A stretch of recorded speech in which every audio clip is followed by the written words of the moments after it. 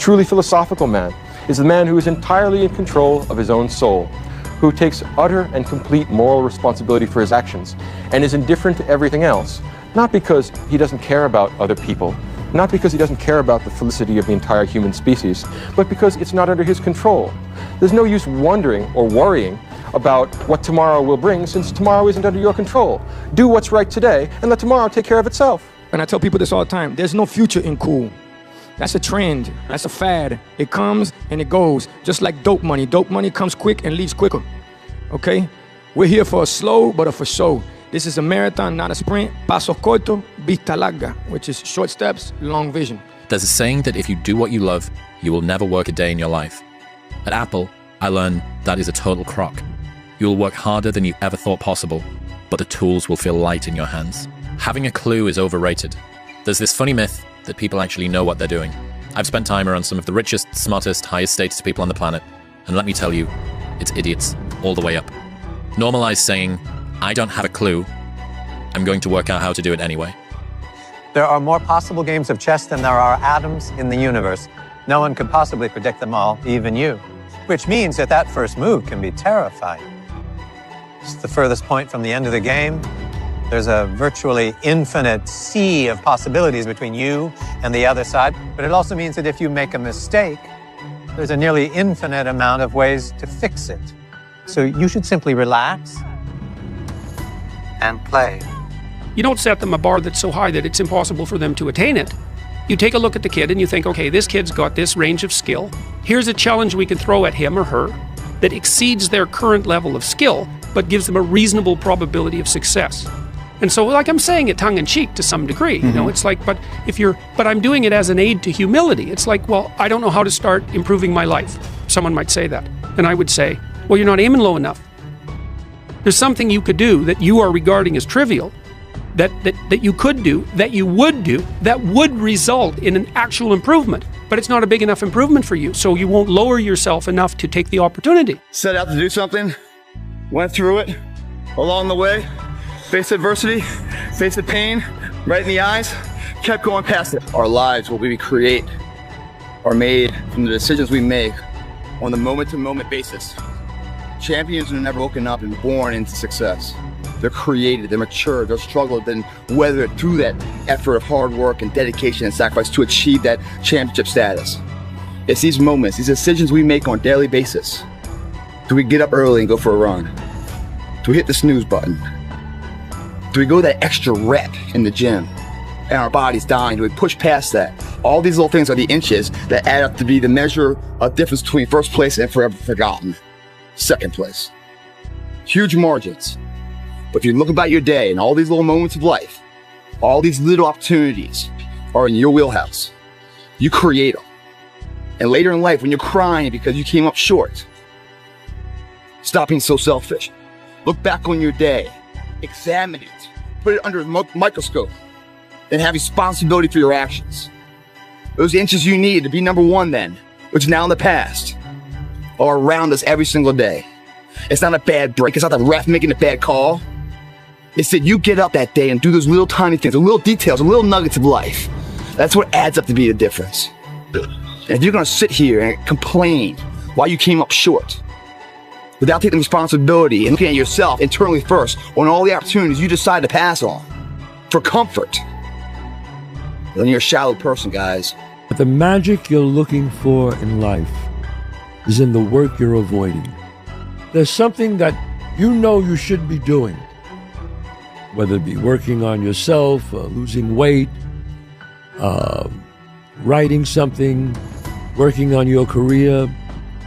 The magic you're looking for in life is in the work you're avoiding. Come on, guys, think about that. Everybody wants to be a star. Everybody wants success. Everybody wants to be have money. It's you got to work at it. If you really want to be successful, you have to work at it. Nothing is achieved without some perspiration. Nothing. Anything that is worth anything, you have to work at it. The magic you're looking for in life is in the work that you're avoiding. You know You know what to do. But it's hard sometimes. Look, do I know? I know. Sometimes I want to put on a Netflix, Hulu, Amazon, watch a great movie, go into my screening room, watch something. I go, oh God, I got to do this. But I go back and I start to write, and after about 10 minutes, the flow comes and I feel, wow, I feel great. And that stays with you. When you watch a movie, instead of doing your work, that's called instant gratification. Now you know what giving it your all is. And you will not succeed in business or any endeavor in life until that fight you just went through is applied to the same endeavor. Whatever reasons that we usually give ourselves in the beginning for why we can't achieve something, you can almost always find not only just someone, but someone who's achieved world-class levels of success with worse conditions than you currently have, which then means it's absolutely possible. And then the only thing that it takes to get there is work. Be the now what you want to be later. It starts right now. And if you're not doing the now, don't ever expect the later to be the person you want to look in the mirror. We should not criticize ourselves. We should not say the things that we could have done better. But I believe that that voice isn't an insecurity. I think it's a version that wants you to chase your potential. Come on. Come on. Your all's a lot more than you know. You got more inside of you to give. Stop selling yourself so short. Unwavering confidence is a lie. The fears never go away completely. They just don't linger as long. There's so much opportunity on the other side of being willing to persist for an extended period of time on the correct path without getting positive reinforcement from your environment. And the longer you can stick with something without that positive feedback loop in terms of the big external thing, the easier the opportunities are because so few people can pursue them. I've found greater fulfillment in the journey of pursuing my goals than in the moment of achieving them. It won't get harder. Like, this is the hardest part. And so if you can just make it through this, everything else is downhill. It's not that the things that the dragons are going to slay aren't going to get bigger. They are. But you become so much more equipped to slay them back. And you have so many more allies. You have people in the stands cheering for you. You have the audience. You have all of these other things that are behind you. But in the beginning, it's just you with a stick against a bear. No one ever tells stories about the hero who made it all happen immediately and had no hardships. No one cares. Everyone loves the story because we can see ourselves in the character and how much we hope to be like them. And it's the being like them, not the having what they have, that we usually like. So tell yourself you're going to do something you don't think you really can do. You're creating this gap between your beliefs and your reality, and it just creates more stress in yourself and an inability to perform, in my opinion. If my life was a movie and someone were to watch it, I hope they'd be inspired to take risks. Not just risks to achieve success, but embrace feeling. Both pride and shame, fear and excitement. Personally, I want to experience as much life as possible. And that only happens when you embrace the highs and the lows. If you don't have highs, you don't have lows, it doesn't come. If you numb the bad, you numb the good. When you learn to embrace them, they're way more fleeting than you realize. What have you learned about how to deal with and overcome fear? Go. When all that fear that's in your head, all the what ifs and the scenarios that you create inside your own mind that are way worse than anything that is actually going to happen, they all disappear when you go. So just take action and start moving forward. That is the moment that can last 1,000,000 years, is waiting to go. You're upside down financially, relationship went south, you got whatever those things are, your credit card debt is up, you got fired from your job. Okay, you're in a terrible situation. What are your options? What you have to do is, well, you kind of have to prioritize and execute, right? Like, okay, I got all these bad things going on in my life. What is my biggest problem right now? And you got to say, okay, I got to start with solving that problem. And you got to start to, going back to I think it was the initial thing that we talked about, take action. And a year from now, it's going to happen like that. And who is your future self? 1 year from now, who is it? Just like everyone's out of here, go party Saturday night. They're not willing to sacrifice. I'm like the lone survivor in here. You know? Tonight will be over with too. Tomorrow I'll be stronger for it. Another day will go by. 365 of them happen so fucking fast. Who are you going to be in a year from now? And in a year from now, does that future person hold regret or pride? Success really just boils down to this. You gotta want it more than you hate what it takes to get it. If you're willing to suck at anything for 100 days in a row, you can beat most people at most things. Clean your room. Organize your life. Like, Get a routine. Get up every day at the same time. Go to bed at the same time. Establish disciplined habits. That will help a lot. Schedule. Here's how to use a schedule. Sit down and open the calendar and think, okay, well, here's what I'm going to do. I'm going to design a week of days that I would really like to have. So what that would mean then is that you would schedule things that you would consider meaningful and productive, on a daily basis, so that you feel that your life is justified by having a day like that, and also to schedule enough of your responsibilities so that you make progress day by day instead of falling farther behind. Don't start things and not finish them. You don't quit. There's nothing that comes out of quitting besides knowing that you didn't finish. We finish everything. You start it, finish it. If you're gonna do it to try and be the best. Know what your intent, as the commander of your life, know what your intent is, and then fight with everything you've got to win. Toughness is not about how many push-ups you can do or what you can bench press or how far you can run. Toughness is in the mind, and your body can be the most perfect, the most conditioned specimen. But if you don't have a tough mind, if you don't have a toughness of the mind, if you don't have a tough will, you're not tough. But I'm gonna try my best to stay consistent. Yes. Because I believe when I'm consistent, I can build on consistency, not just in my life, but in several areas and aspects of my life that are tied to different people. And so I believe in the power of consistency, not saying that one has to just stay going at whatever it is that they're doing, because you might need a break and it's all good. But just speaking to me and my purpose and how I operate, I believe in staying consistent and sometimes just changing my aim and my focus and altering it on certain days when different situations and circumstances pop up. One day in the gym is basically imperceivable. 2 days in the gym, you don't recognize any change whatsoever. 100 days in the gym, and you're almost a new person. You're not having a bad year. You've had a few bad days that you're thinking about for the rest of the year. I've found it helpful when I'm in a bad season, like I'm in right now, to just focus on having a good day. A good day in a bad season is a bite-sized victory. String a few of those in a row, and a bad season feels less hard. I'm pretty sure the difference between a happy life and an unhappy one doesn't come down to how many good or bad days you have, but which days you think about over and over again. In some seasons of life, maintaining is winning. Why not believe in it? What's the other option? There is no other option. It's a life forgotten, man. In the acting world, if I go to the audition, I have a chance of getting a part. If I don't go to the audition, I'm out of the game. I know the outcome, nothing. Show up. Even if you get knocked on your ass, show up. At least you have a possibility, you have a chance. You have a voice of doing something with your life. No matter how big your dreams, you're gonna die. Everyone will move on. Do what you want.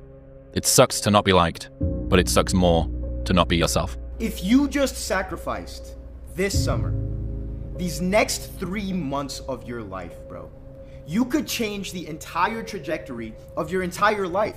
Ease is a greater threat to progress than hardship. You have to let it all go, Nia. Fear, doubt, and disbelief. Free your mind. You see, the underdog story is the realest story there is. Because when you come from nothing, you appreciate everything. You hustle different, you love different, and you lead different. No matter how bad it is going to be, when there is a challenge, and by a challenge I mean anything in life, any challenge, anything that you're facing, the only way to overcome the challenges that you face is to start walking. Take that step. If you aren't naturally tired at night and excited in the morning, then you probably haven't found something meaningful to work on. You are not stressed from doing too much. You are stressed from doing too little of what you care about. I say be happy with what you got. You'll be happy. Me, I want what's coming to me. Oh, well, what's coming to you, Tom? The world, Chico.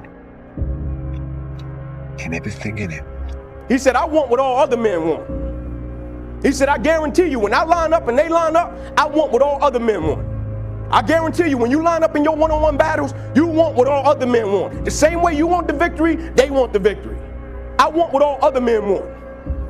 He said, but when the pressure hits, when the opposition hits, when the challenge hits, when the pain creeps in, when the uncertainty creeps in, when the cuts, when the scars, when the bruises come.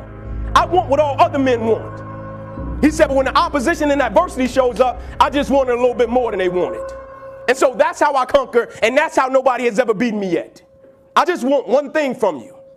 As great as you are, as skilled as you are, as talented as you are, I just want one thing from you. Never allow life to make you forget why you do what you do. People don't burn out, people don't quit, people don't underachieve, people don't settle because of what they do.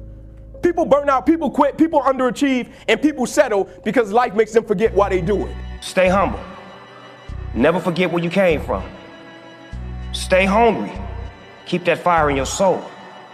And stay true. Always be real with yourself and the world. Because the world don't need no more copies. It need originals. And trust me, ain't nobody else that can do what you do like you do. And you're gonna fail, and you're gonna fail, and you're gonna fail, and you're gonna fail, and then you're gonna win. A lot of people wait for perfect conditions to start, but don't realize that starting is the perfect condition. Tired don't mean nothing. Tired is only in the mind. You tell yourself you're tired, you're gonna be tired. I don't get tired. It doesn't matter how hard you work, that I'm willing to work harder than you. Rest at the end, not in the middle. You have one life, don't settle for mediocrity. Life without those challenges, it's just existence. Don't just exist. Go live. We're not on this stage just because of talent or ability. We're up here because of 4 a.m. We're up here because of 2-a-days or 5-a-days. We're up here because we had a dream and let nothing stand in our way. There's no excuse not to be the hardest motherfucking worker in the room. Everyone is jealous of what you've got. No one is jealous of how you got it. The only true test of intelligence is if you get what you want out of life. And there are two parts to that. One is getting what you want, so you know how to get it. And the second is wanting the right things, knowing what to want in the first place. Whenever I get to a low point where I think, why do I even bother? I just remind myself, this is where most people stop, and this is why they don't win. And this relates to another one, which is a reminder for the gladiators in the arena who feel beat up and scarred with no hope in sight. Building a business is hard. Hard feels shitty. This is what hard feels like. And this is why most people can't do it, but you can. Two forms of pain. Pain that breaks you, and the pain that changes you. That's the pain of a change right there. That's the pain of progress. The pain that destroys you isn't this shit. It's later in life knowing you could have been more, and all that's left is you and the mirror and tears of a possibility left. And all your endeavors, schoolwork, the gym, your career, your relationship, your name's attached to it. It's gotta mean more than anything. Definition of success is win or lose. Giving everything you've got and growing or learning along the way, then you're setting yourself up for success. I really think the biggest cheat code in life is just going after it and not being concerned of whether or not you fail at one specific task. Instead, understanding the big picture, what your long-term goal is, and knowing if you keep driving forward and never quit, in the end you will succeed. We must constantly look at things in a different way. Boys, you must strive to find your own voice. Because the longer you wait to begin, the less likely you are to find it at all. Thoreau said most men lead lives of quiet desperation. Don't be resigned to that. Never try to be better than someone else. Always learn from others. And never cease trying to be the best you could be. That's under your control. And if you get too engrossed and involved and concerned in regard to things over which you have no control, it will adversely affect the things over which you have control. If you make the effort to do the best of which you're capable, trying to improve the situation that exists for you, I think that's success, and I don't think others can judge that. I think it's like character and reputation. Losers let it happen. Winners make it happen. Losers see thunderstorms. Winners see rainbows. Losers see icy streets. Winners put on their ice skates. Losers take chances. Winners make choices. It's all in the way you choose to think. Use your imagination. See yourself already in possession of the good you desire. That will flip your mind onto a specific frequency, and you do think on frequencies. It's on that frequency that good you desire is going to start coming toward you, and you will start moving toward it. If you want to attract what you actually want, you've got to see yourself now already with it. And know it's only a period of time until you moving toward it and it moving toward you, and you become one with it.